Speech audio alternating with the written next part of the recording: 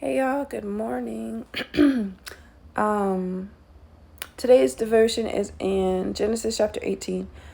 I only made it through verses 16 through 19 today. It says, "When the men got up to leave, they looked down toward Sodom, and Abraham walked along with them to see them on their way. Then the Lord said, 'Shall I hide from Abraham what I am about to do? Abraham will surely become a great and powerful nation, and all nations on earth will be blessed through him.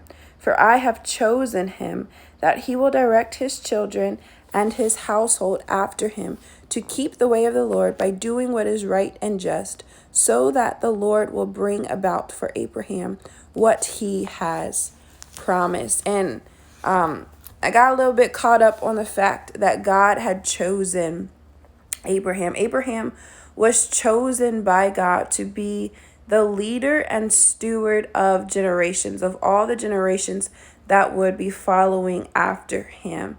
Y'all, God has chosen us to be something, to be someone.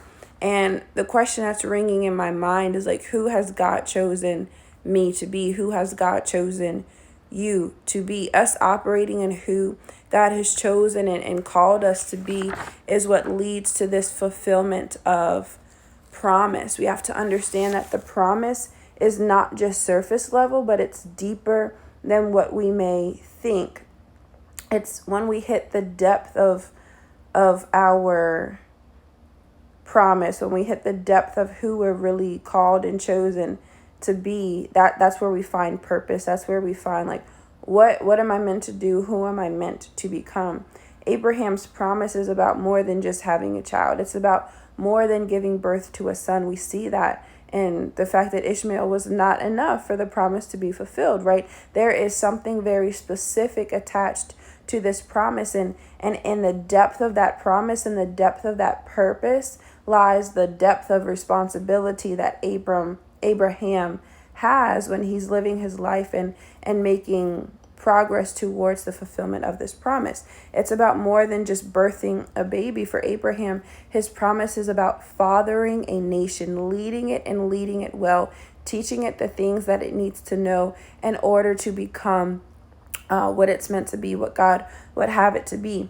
Y'all, if we're focused on the surface level of our promise, if we're focused on just the big picture, we're going to miss the purpose that God has for that promise. It's our purpose in the promise that connects us, or that connects or intersects with who we are supposed to be, who God has chosen us to be, and who we are to become. Abraham is not just going to have a lot of kids. He's going to have a lot of responsibility, and he's not just increasing his bloodline or allowing his bloodline to be carried through generations. He's paving a way for the blood of Jesus Christ. He's not just going to be a blessing because he was able to reproduce, because he's at the top of this family tree, but he is a blessing to all of us because it's through him that we receive Christ. It's through him that Jesus is born into this world, that we're all redeemed, that we're all able to be